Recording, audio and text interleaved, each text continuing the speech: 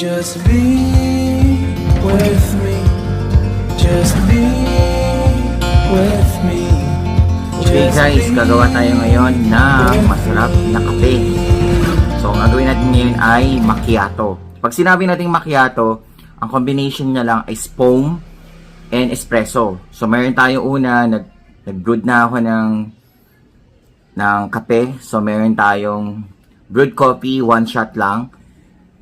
Ayan, tapos lalagyan natin ng milk foam. So, ayan. So, mga pwedeng ganyan lang siya. Huwag gusto mong matapang, dagdagan.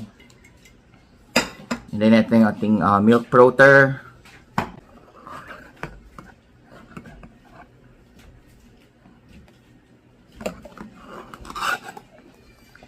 So, ito na ang ating macchiato. So, meron tayong